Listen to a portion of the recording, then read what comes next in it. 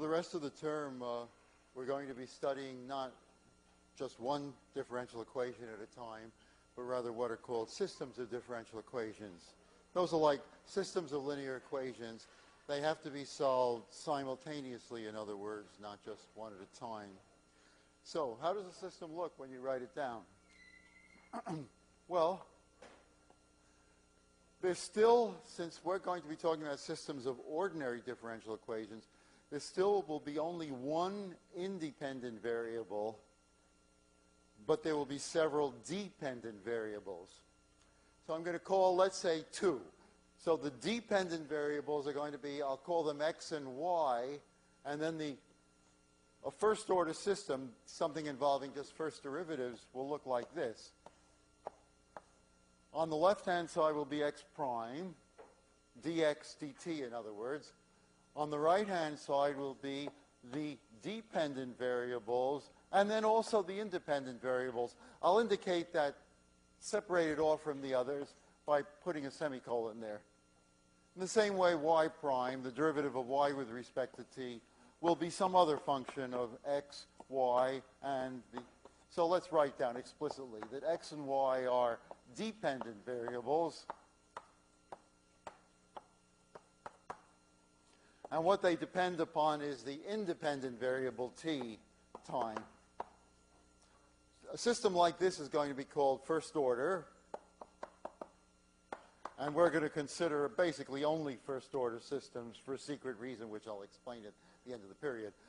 First order, so this is a first order system, meaning that the only kind of derivatives which appear are first derivatives. So x prime is dx dt and so on.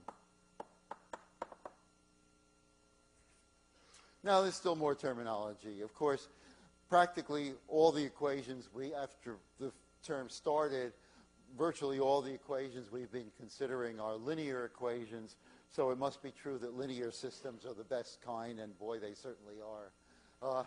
So when are we going to call a system linear? I think in the beginning you should learn a little terminology before we launch in and actually try to start to solve these things. A linear system, well, the x and y, the dependent variables, must occur linearly. So in other words, it must look like this. ax plus by. Now the t can be a mess, and so I'll throw in an extra function of t there, and y prime will be some other linear combination of x and y, plus some other messy function of t. But even the a, b, c, d are allowed to be functions of t. They could be 1 over t cubed or sine t or something like that. So I have to distinguish those cases. The case where a, b, and c, d are constants, that I'll call, well, it doesn't have a, there are different things you call it. We'll simply call it a constant coefficient system. A system with constant coefficients would probably be better English. On the other hand, A, B, C, D, the system will still be called linear if these are functions of t. Can be functions of t. Can also be functions of t.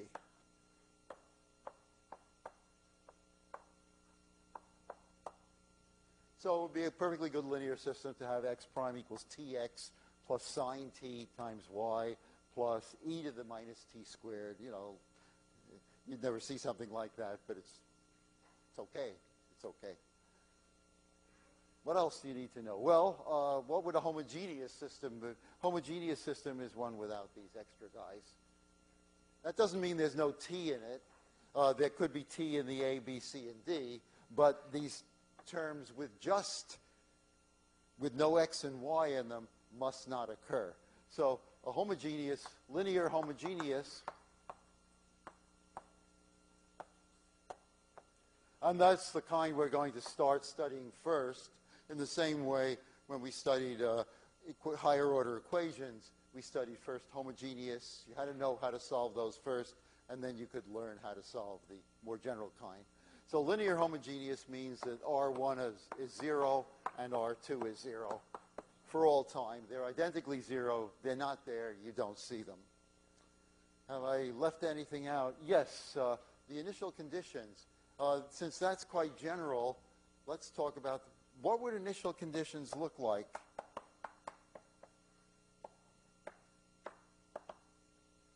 Well, in a general way, the reason you have to have initial conditions is to get values for the arbitrary constants that appear in the solution. So the question is, how many arbitrary constants are going to appear in the solution to these equations? Well, I'll give you the answer, 2. The number of arbitrary constants that appear is the total order of the system. For example, if this were a second derivative and this were a first derivative, I would expect 3 arbitrary constants in the system, and it would be called, because the sum of 2 and 1 makes 3. So you must have as many initial conditions as you have arbitrary constants in the solution.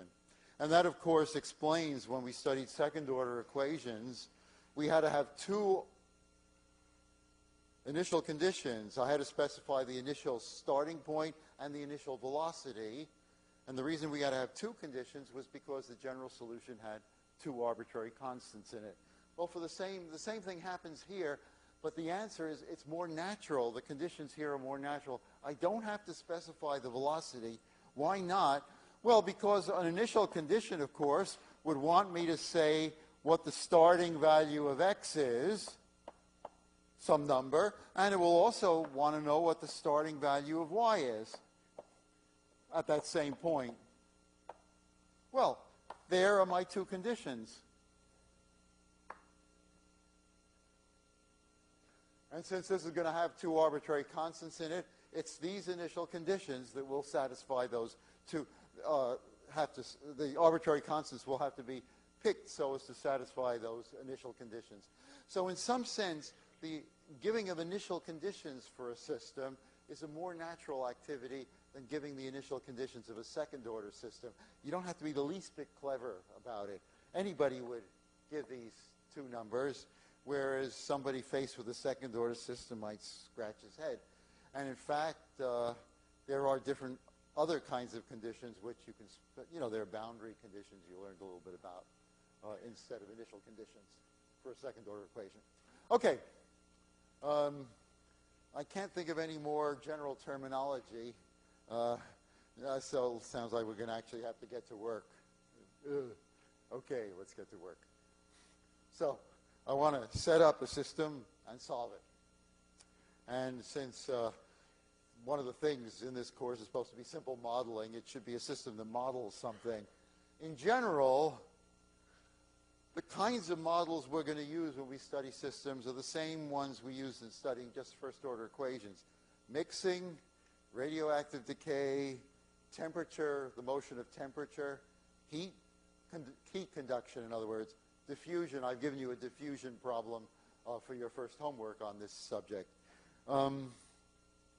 What else did we do? Well, that's all I can think of for the moment, but I'm sure others will occur to me.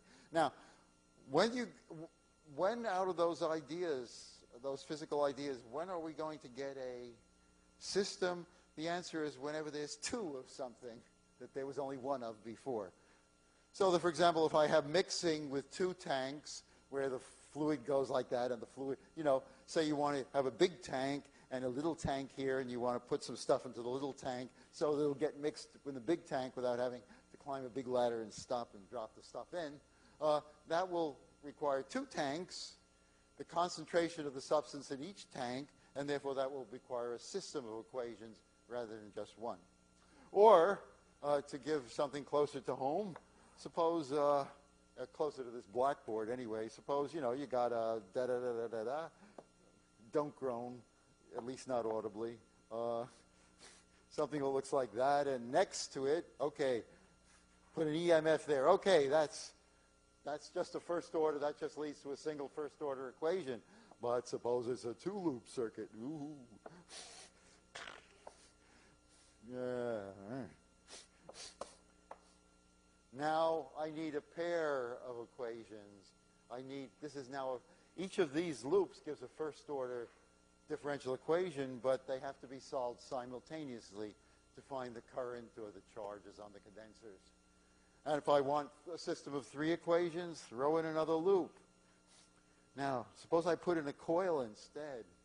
What's this going to lead? This is going to give me a system of 3 equations, of which this will be first order, and this will be second order because it's got a coil. You're up to that, right? You've had coils, inductance. Good. Okay. So the whole thing is going to count as first order, second order. You have to add, to find out how complicated it is, you have to add up the orders. That's 1 and 1 and 2 makes, this is really fourth order stuff that we're talking about here. We can expect it to be a little complicated. All right, well now let's take a modest little problem.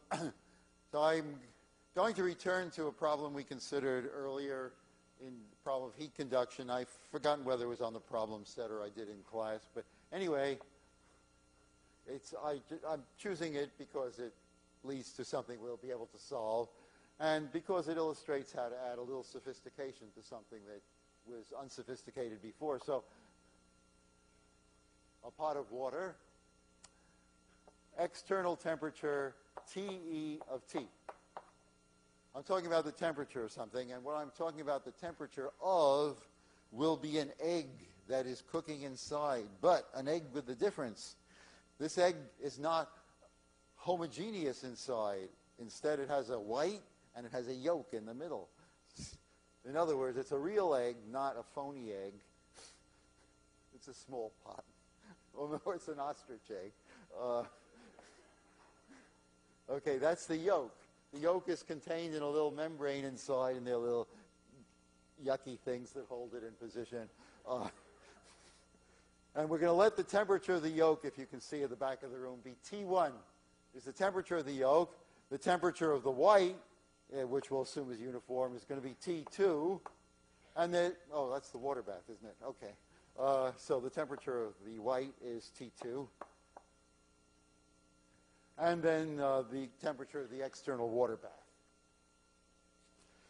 So in other words, the reason for separating, introducing 2 variables instead of just the 1 variable for the overall temperature of the egg we had is because egg white is liquid pure protein, more or less, and the T1, the yolk, has a lot of fat and cholesterol and other stuff like that, which is supposed to be bad for you.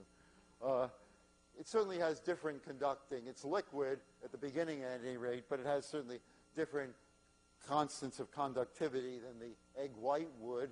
And the shell, what conduction of heat through the shell of the egg would be different from the conduction of heat through the membrane that keeps the yolk together. So it's quite reasonable to consider that the white and the yolk will be at different temperatures and will have different conductivity properties. So I'm going to use Newton's laws, but with this further refinement, in other words, introducing 2 temperatures, whereas before we only had 1 temperature. So let's use Newton's law. Let's see. So the question is, how does T1, the temperature of the yolk, vary with time? Well, the yolk is getting all its heat from the white. And therefore, Newton's law of conduction will be some constant of conductivity for the yolk times T2 minus T1. The yolk doesn't know anything about the external temperature of the water bath. It's completely surrounded, snug, and secure within itself. But how about the temperature of the egg white? That gets heat from, or gives heat to 2 sources, from the external water and also from the internal yolk inside. So you have to take account of both of those. Its conduction of the heat through that membrane, we'll use the same A, so that's going to be A times T1 minus T2. Remember, the order in which you have to write these is governed by the outside, the yolk is outside to the white, and therefore that has to come first when I write it in order that A be a positive constant. But it's also getting heat from the water bath, and presumably the conductivity through the shell is different from what it is through this membrane around the yolk. So I'm going to call that by a different constant. So this is the conductivity through the shell into the white, and that's going to be T, the external temperature, minus the temperature of the egg white. So here I have a system of equations because I want to make two dependent variables by refining the original problem. Okay, now you always have to write a system in standard form to solve it. You'll see the left-hand side will give the dependent variables in a certain order. In this case, the temperature of the yolk and then the temperature of the white. The law is that in order not to make mistakes, and it's a very frequent source of error, so learn from the beginning not to do this. You must write the variables on the right-hand side in the same order, left to right, in which they occur top to bottom here. So in other words, this is not a good way to leave that. This is the first attempt at writing the system, but the final version should look like this. T1 prime, I won't bother writing dt dt, is equal to T1 must come first. So minus A times T1 minus plus A times T2. And the same law for the second one. It must come in the same order. Now, the coefficient of T1, that's easy. That's A times T1. The coefficient of T2 is minus A minus B. So minus A plus B times T2, but I'm not done yet. There's still this external temperature I must put into the equation. Now, that's not a variable. This is some given function of T, and what the function of T is, of course, depends upon what the problem is. So that, for example, what might be some possibilities? Well, suppose, for example, the problem were I wanted to coddle the egg. I think there's a generation gap here. That how many of you know what a coddled egg is? How many of you don't know? I think there's well, I'm just saying my daughter didn't know. I mentioned it to her. I said, I think I'm going to do a coddled egg tomorrow in class. And she said, what's that? And then so I said, oh, cuddled egg? She said, why would someone cuddle an egg? So I said, coddle.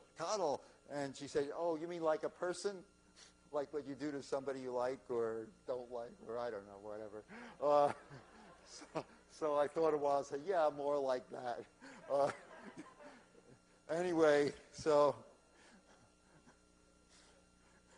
for the enrichment of your cooking skills, to coddle an egg, it's considered it's considered to produce a better quality product than boiling an egg. That's why people do it. You heat up the water to boiling, and then the egg should be at room temperature, and then you carefully lower the egg into the water, and you turn off the heat so the water bath cools exponentially while the egg inside is rising in temperature, and then you wait 4 minutes or 6 minutes or whatever and take it out and you have a perfect egg. Okay, so for coddling, spelt so, what will the external temperature be? Well, it starts out at time 0 at 100 degrees centigrade because the water is supposed to be boiling.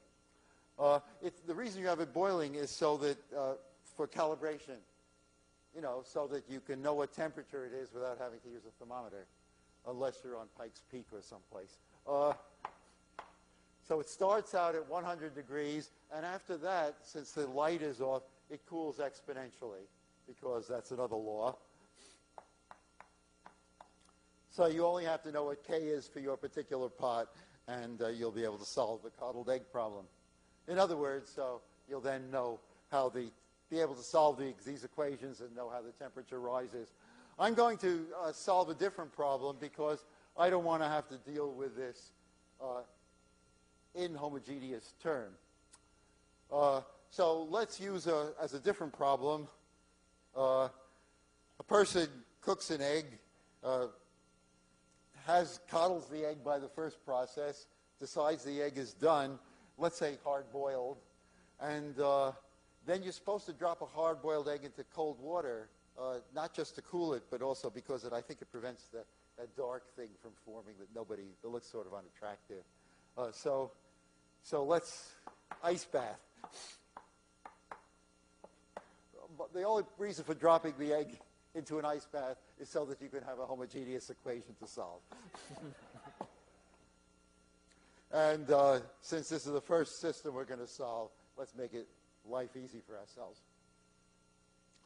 Now, all my work in preparing this example, and it took considerably longer time than actually solving the problem, was in picking values for A and B, which would make everything come out nice. That's harder than it looks. So the values we're going to use, which make no physical sense whatever, but A equals 2 and B equals 3. These are called nice numbers. So what's the equation? What's the system? Can somebody read it off for me? It's T1 prime equals, what is it? The A is, minus 2T1 plus 2T2, right? 2T2, that's good. Minus 2T1 plus 2T2.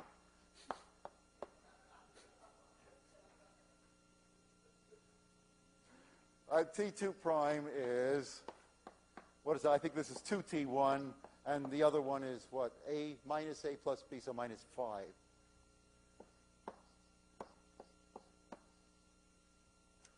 This is a system. Now, on Wednesday, I will teach you a fancy way of solving this. But to be honest, the fancy way will take roughly about as long as the way I'm going to do it now. The main reason for doing it is that it introduces new vocabulary, which everyone wants you to have. And also, a more important reason, it gives more insight into the solution than this method. This method just produces the answer. But you want insight also, and that's just as important.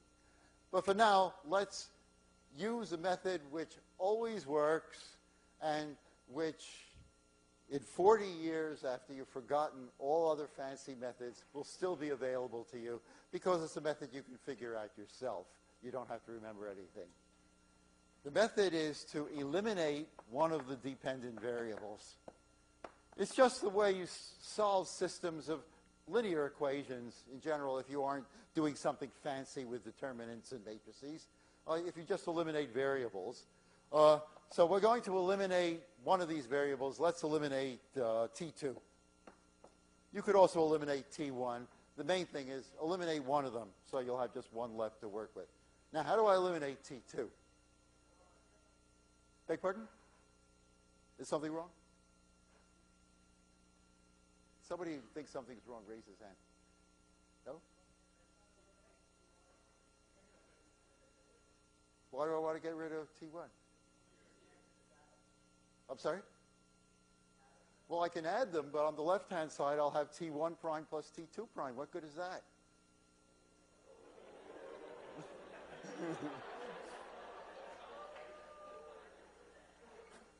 I think you want to do it my way.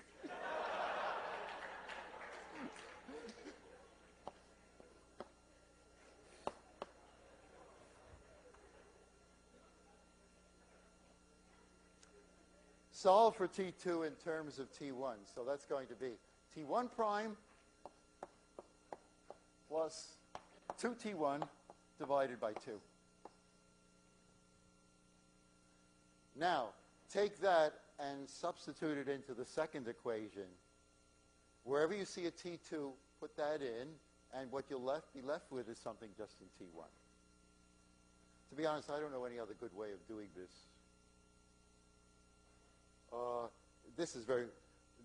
There is a fancy method which I think is talked about in your book, which leads to extraneous solutions and so on, but you don't want to know about that. This will work for simple linear equations with constant coefficients always. Okay, so substitute in, what do I do? Now, just here, I do not advise doing this mentally. It's too easy to make a mistake. So here, I will do it carefully writing everything out just as you would. So T1 prime plus 2T1 over 2 prime equals 2T1 minus 5T2 minus 5 T1 prime plus 2T1 over 2. Okay? I took that and substituted into this equation. Now, I don't like those 2's. Let's get rid of them by multiplying. So this will become 4, and this will become, go 2.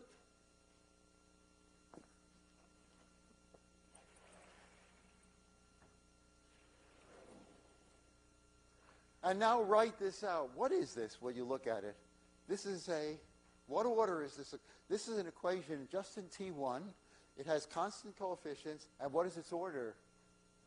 Its order is 2, right? Because T1 prime. In other words, I can eliminate T2 okay, but the equation that I'm going to get is no longer a first order, it becomes a second order differential equation. And that's a basic law that if you have a system, even if you have a system of more equations, 3 or 4 or whatever, the law is that after you do the elimination successfully and end up with a single equation, normally the order of that equation will be the sum of the orders of the things you started with. So 2 first-order equations will always produce a second-order equation in just one dependent variable. 3 will produce a third-order equation, and so on. So you trade one complexity for another. You trade the complexity of having to deal with 2 equations simultaneously instead of just one for the complexity of having to deal with a single higher-order equation, which is more trouble to solve. It's like all mathematical problems, unless you're very lucky, if you push them down one way, really simple now, they just pop up someplace else. You say, oh, I didn't save anything after all. That's the law of conservation of mathematical difficulty. So you saw that even with the Laplace transform. In the beginning it looks great. Hey, got these tables, take the equation, horrible to solve, take a subtransform, trivial to solve for capital Y. Uh-oh, now I have to find the inverse Laplace transform, and suddenly all the work is there. Partial fractions, funny formulas, and so on. So it's very hard in mathematics to get away with something. It happens now and then, and everybody cheers.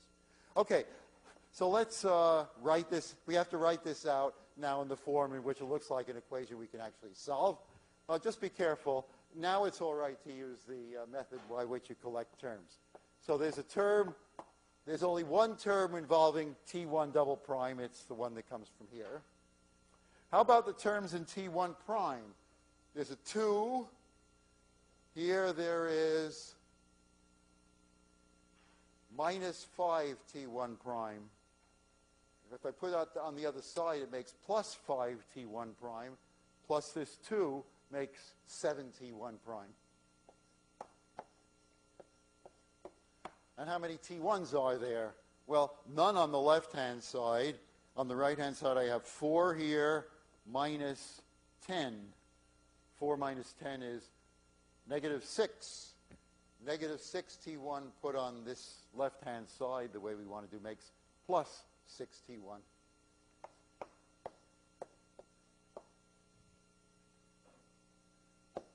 There are no inhomogeneous terms, so that's equal 0.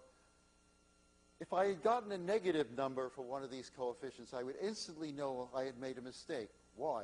Why must those numbers come out to be positive? It's because the equation the system must be, fill in with one word, stable. And why is this system must be stable? In other words, the long-term solutions must be 0, must all go to 0, whatever they are. Why is that? Well, because you're putting the egg into an ice bath. Or because we know, because the egg was living, but after it's hard-boiled, it's dead, and therefore dead systems are stable. That's not a good reason, but it's... is, so to speak, the real one. It's clear anyway that all solutions must tend to 0 physically. That's obvious. And therefore, we want the differential equation must have the same property, and that means that its coefficients must be positive. All its coefficients must be positive. If this weren't there, I'd get oscillating solutions which wouldn't go to 0. That's physically impossible from this egg. Okay, so now the rest is just solving. So the characteristic equation, if you can remember way, way back in prehistoric times when we were solving these equations, characteristic equation is this. And what you want to do is factor it so it factors into R. This is where all the work was, getting those numbers so that this would factor. Okay, so it's R plus 1 times R plus 6.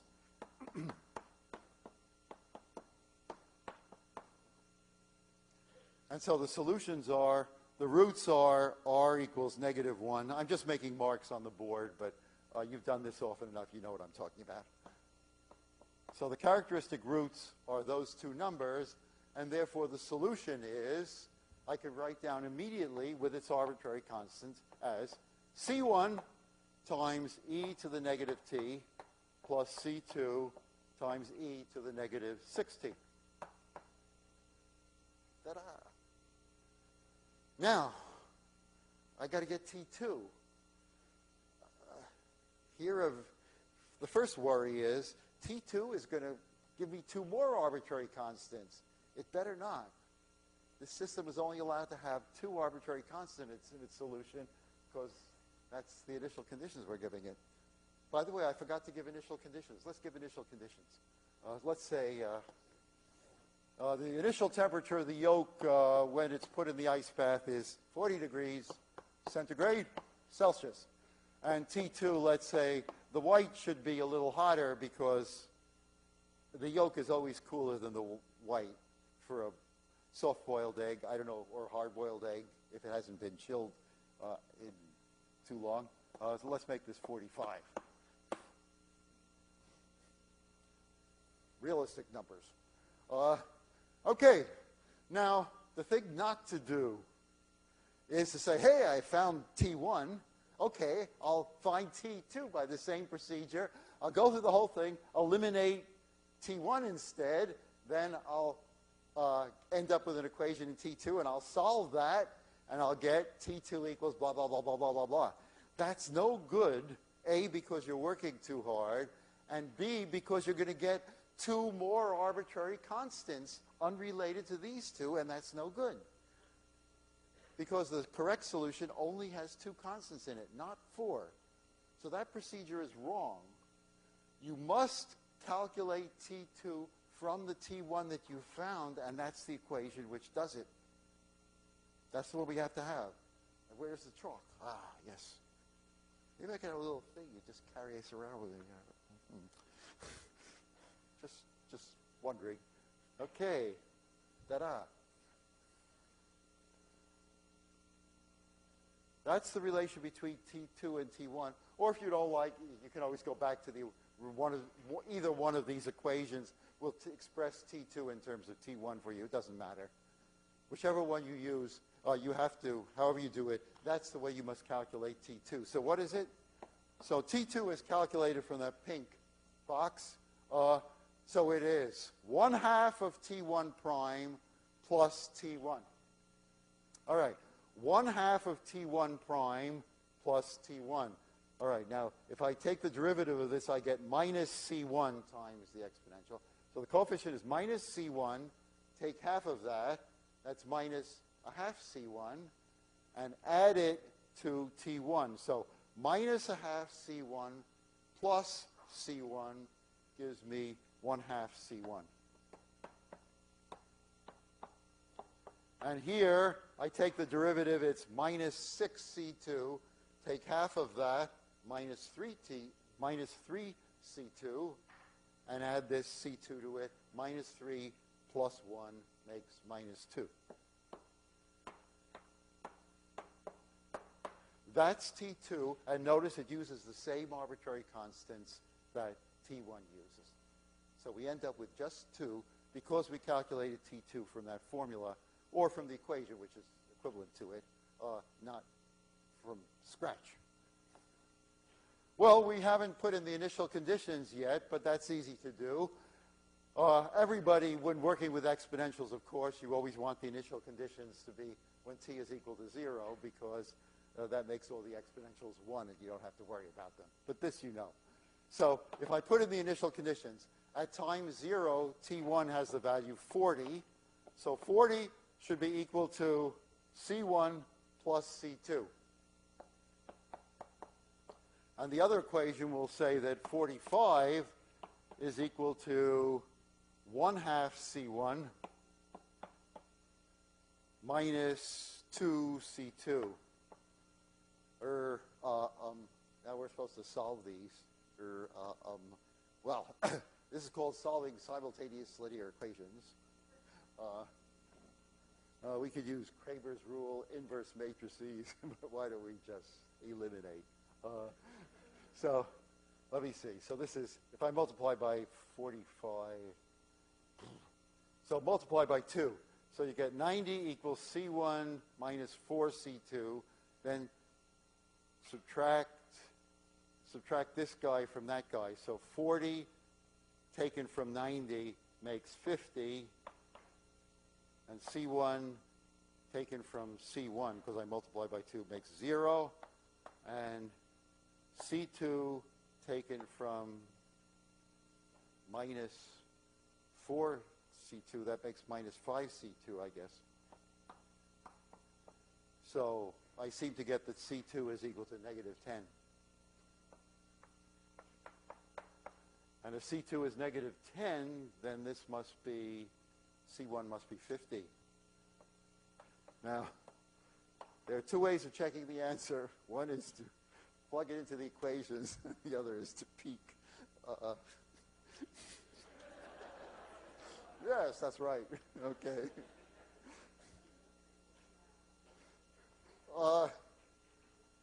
So the final answer is, in other words, you put a 50 here, 25 there, negative 10 here, and 20, positive 20 there, and thus gives the answer to the problem. It tells you, in other words, how the temperature of the yolk varies with time and how the temperature of the white varies with time. Now, as I said, we're going to learn a slick way of doing this problem, or at least a very different way of doing the same problem next time. But let's put that on ice for the moment. And instead, I'd like to spend the rest of the period doing for systems, first-order systems, the same thing that I did for you the very first day of the term. Remember, I walked in assuming that you knew how to separate variables. And I didn't, the first day of the term, I did not talk to you about how to solve fancier equations by fancier methods.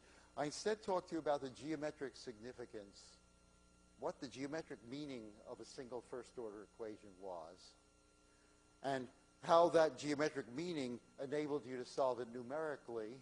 And we spent a little while working on such problems because nowadays with computers, it's really important that you get a feeling for what these things mean as opposed to just algorithms for solving them. Yeah, as I say, most differential equations, especially systems, are likely to be solved by a computer anyway. You have to be the guiding genius which interprets the answers and can see when mistakes are being made, stuff like that. So the problem is, therefore, what is the meaning of this system?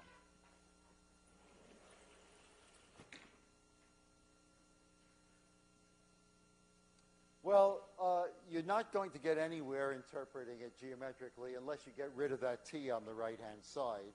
And the only way of getting rid of the t is to declare that it's not there. So I hereby declare that I will only consider, for the rest of the period, that's only 10 minutes, systems in which no t appears explicitly on the right-hand side, because I don't know what to do if it does appear. We have a word for these. Remember what the first-order word was? It was a first-order equation where there was no t explicitly on the right-hand side. We called it, anybody remember? Just curious.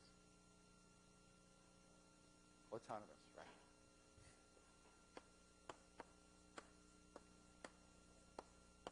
This is an autonomous system. It's not a linear system because these are messy functions. This could be x times y, or x squared minus 3y squared divided by x sine of x plus y. It could be a mess.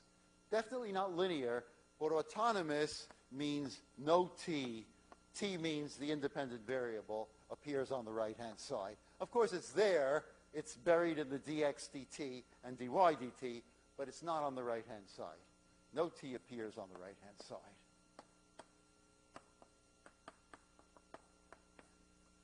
Now, because no t appears on the right-hand side, I can now draw a picture of this. But in order to explain, let's see, what does a solution look like? I never even talked about what a solution was, did I? Gad. Okay, well, pretend that this, immediately after I talked about that, I talked about this. What is a solution? Well, a solution is, maybe you took it for granted, is a pair of functions x of t, y of t, which when you plug it in, it satisfies the equation. And so what else is new? So solution is x equals x of t, y equals y of t. Well, if I draw a picture of that, what would it look like? Okay, this is where your previous knowledge of physics at above all of 1802 and maybe of 1801, if you learned this in high school. What is x equals x of t and y equals y of t? How do you draw a picture of that? What does it represent? A curve, and in what chapter of the book, what will be the title of the chapter of the calculus book in which that is discussed? Parametric equations. This is a parametrized curve.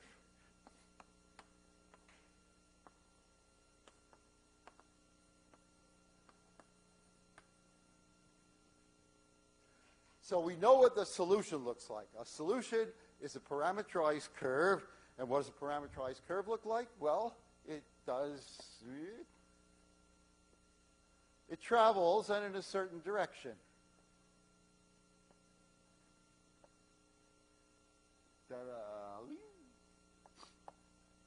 Okay, that's enough. Why do I have several of those curves? Well, because I have several solutions. In fact, given any initial starting point, there's a solution that goes through it. So I'll put in possible starting points. And you can do this on the computer screen with a little program you'll have, one of the visuals you'll have, it's being made right now. You put down, start a point, put down a click, and then it just draws the curve passing through that point. Didn't we do this earlier in the term? Yes, but there's a difference now, which I'll explain. So these are various possible starting points at time 0 for this solution, and then you see what happens to it afterwards. In fact, through every point in the plane will pass a solution curve, parameterized curve. Okay. Now, what's then the representation of this? Well, what's the meaning of x prime of t and y prime of t? I'm not going to worry for the moment about the right-hand side. What does this mean by itself? If this is the curve, the parameterized motion, then this represents its velocity vector. It's the velocity of the solution at time t. If I think of the solution as being a parameterized motion, it has at each point, not merely all I've drawn here is the trace, the path of the motion. This hasn't indicated how fast it was going. One solution might go, and another one might go, has a velocity. And that velocity changes from point to point. It changes both direction. Well, we know its direction at each point. That's tangent. What I cannot tell is the speed. From this picture, I cannot tell what the speed was. Okay, too bad. Now, what is then the meaning of the system? What the system does, it prescribes at each point the velocity vector. If you tell me what the point x, y is in the plane, then these equations give you the velocity vector at that point. And therefore, what I end up with, the system, is what you call in physics and what you call in 1802 a velocity field. So at each point, there's a certain vector. The vector is always tangent to the solution curve through there, but I cannot predict from just this picture what its length will be, because at some points it might be going slow. The solution might be going slowly. In other words, the plane is filled up with these guys.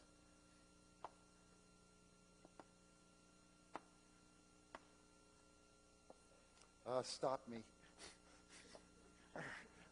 Not enough here. So on and so on. So we can say a system of first-order equations, ODEs, of two first-order equations, autonomous, because there must be no t on the right-hand side, is equal to a velocity field.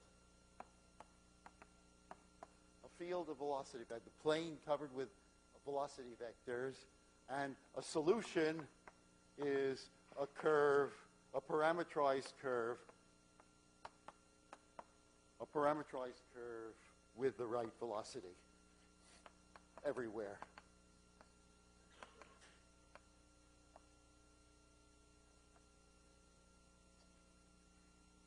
Now, there obviously must be a connection between that and the direction fields we studied at the beginning of the term. And there is. It's a very important connection. It's too important to talk about in -1 minute. So when we need it, I'll have to spend some time talking about it then.